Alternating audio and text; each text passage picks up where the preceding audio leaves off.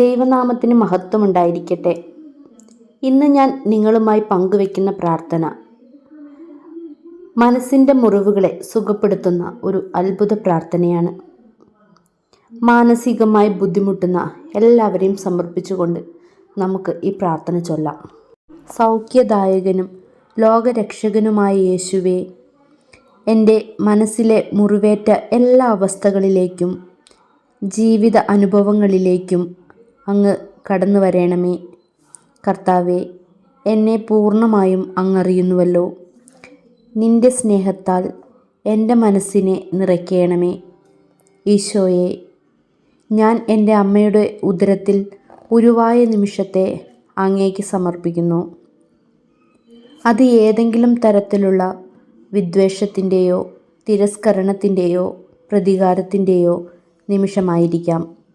കർത്താവെ, അങ്ങേ വിലയേറിയ തിരുരക്തത്താൽ എന്നെ ശുദ്ധീകരിക്കുകയും എല്ലാ പ്രതികൂല അനുഭവങ്ങളും തുടച്ചു നീക്കുകയും ചെയ്യണമേ.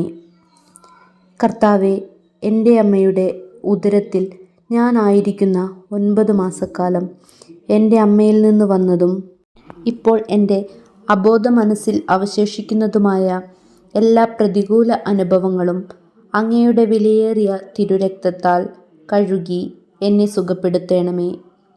എൻ്റെ ജീവിതകാലത്ത് എനിക്കുണ്ടായ എല്ലാ തിക്താനുഭവങ്ങളെയും അവഗണനകളെയും ഒറ്റപ്പെടുത്തലുകളെയും ക്ഷമിക്കുവാൻ പറ്റാത്ത അവസ്ഥകളെയും അങ്ങയുടെ വിലയേറിയ തിരുരക്തത്താൽ കഴുകി ശുദ്ധീകരിച്ച് എന്നെ അങ്ങയുടെ സ്വന്തമാക്കി മാറ്റണമേ. അങ്ങയുടെ പരിശുദ്ധാത്മാവിനാൽ എന്നെ നിറയ്ക്കണമേ. ആമീൻ.